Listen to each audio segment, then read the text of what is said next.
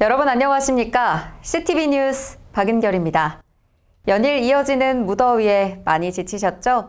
지난 7일은 작은 더위를 뜻하는 절기인 소서였습니다만 체감더위는 이미 대서에 가까웠던 것 같습니다. 폭염이 기승을 부리고 있지만 이번 주말만큼은 시원한 행복 누리시길 바라겠습니다. 모두 건강에 유의하시길 응원하며 7월 첫째 주 CTV 뉴스 시작하겠습니다.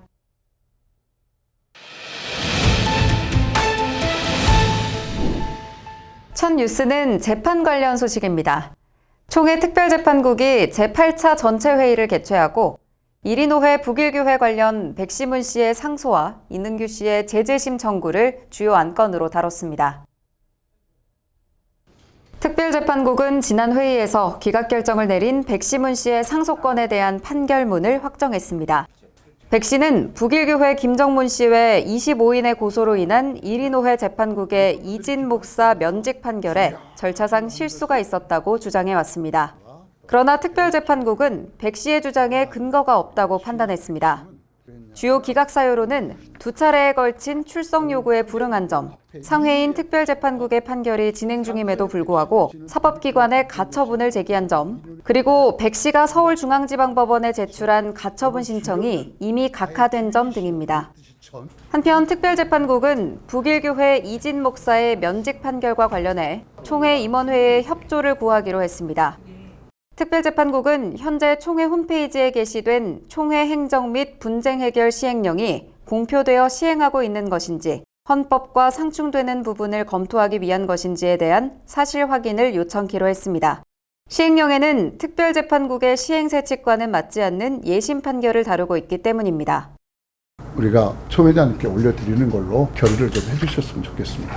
사규 항의서를 요청하기로 하다. 총회장님께. 네, 동의합니다. 동의 제청 있습니다. 특별재판국은 이능규 씨의 목사 면직에 대한 재재심 청구권은 기각하기로 결의했습니다.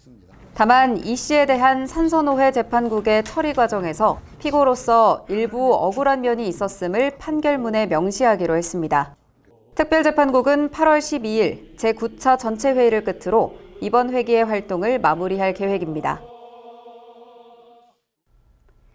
총회 신학부가 주최한 신학과 교회 세미나가 서울 지역을 끝으로 모든 일정을 마쳤습니다.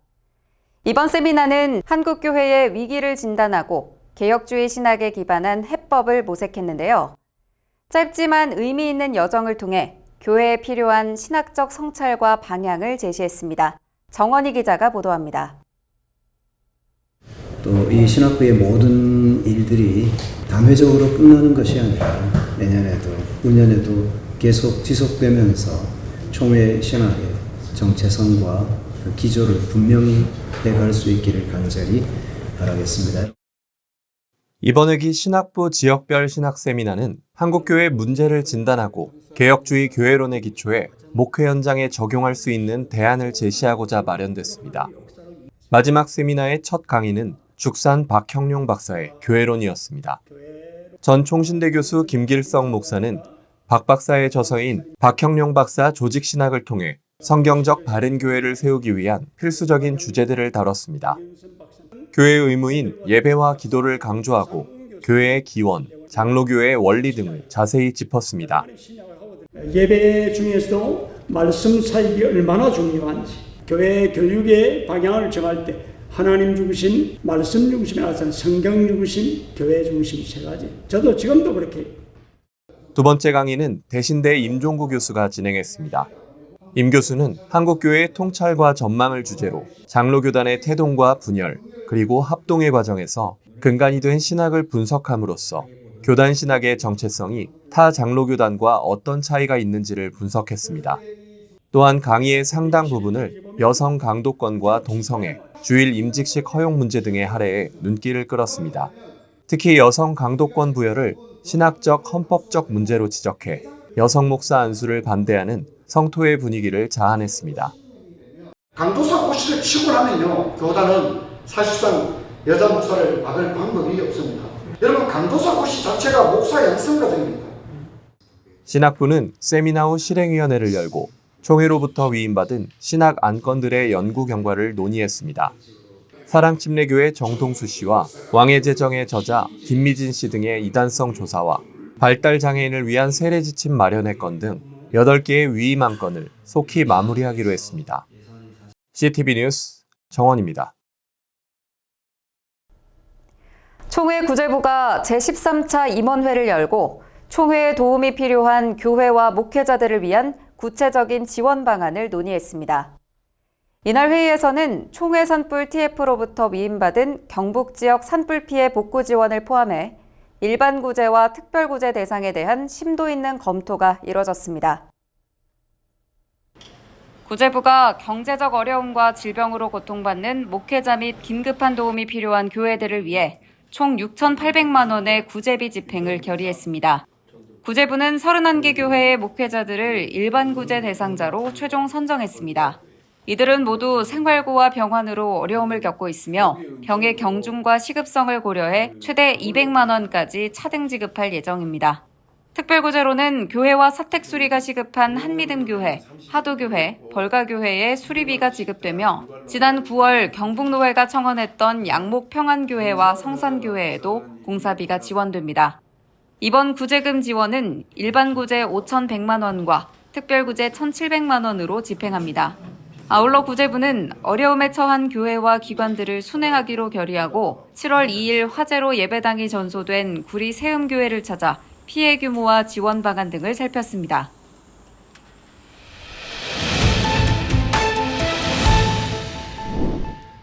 경기도 구리시의 한 교회에서 대형 화재가 발생했습니다. 2,300석 규모의 예배당이 전소되는 큰 피해가 있었지만 다행히 인명피해는 없었습니다.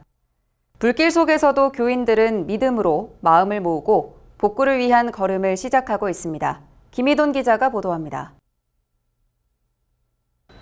세음교회에서 큰 불이 발생한 건 지난 7월 2일 오후 6시경이었습니다.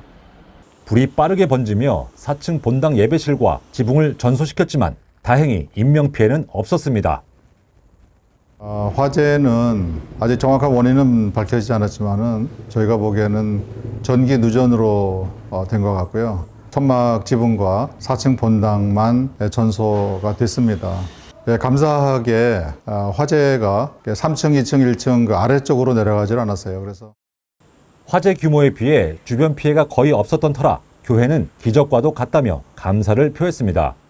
바로 인접한 건물들과 아차산 숲까지도 불똥 하나 튀지 않아 하나님의 보호하심을 체감했다는 고백이 이어졌습니다.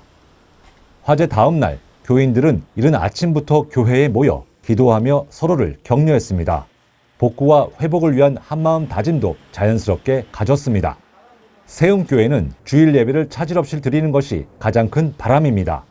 다행히 3층 예배실을 임시 공간으로 활용해 이번 주일부터 현장 예배를 재개할 예정입니다. 성도님들도 많이 놀라셨지만은 또 이번 기회에 교회를 또 사랑하는 마음을 또 새롭게 하고 또 교직원들과 더불어서 한 마음으로 수습위원회도 구성하고 또 수습팀들도 여러 팀으로 나누어서 아주 활발하게 열심히 복구에 진력을 다하고 있습니다. 빠른 시일 내에 모든 화재 상황을 극복하고 또 새로운 모습으로 또 인사드릴 수 있을 것 같습니다. 교회들의 원정도 이어지고 있습니다. 서울광염교회 조현삼 목사는 지난 4일 세움교회를 방문해 이문장 목사와 교인들을 위로하고 예배당 복구를 위한 후원금 1천만 원을 전달해 감동을 전했습니다. 7월 10일에는 총회 구제부 임원들이 세움교회를 찾아 함께 기도하며 회복을 위한 지원 방안을 검토했습니다. 하나님 아버지, 어려움을 당했으나 목사님을 중심으로 온 교우들이 하나 되게 하시고 주의 종들이 섬길 수 있도록 도와주셔서 감사를 드립니다. 하나님 이때가 더 뜻하지 않은 재난 속에서도 믿음과 연대로 회복을 향해 나아가는 세움교회. 조속히 예배당 복구가 이루어질 수 있도록 전국 교회의 기도와 응원이 절실합니다. CTV 뉴스 김희돈입니다. 다음 주 교단의 주요 일정입니다.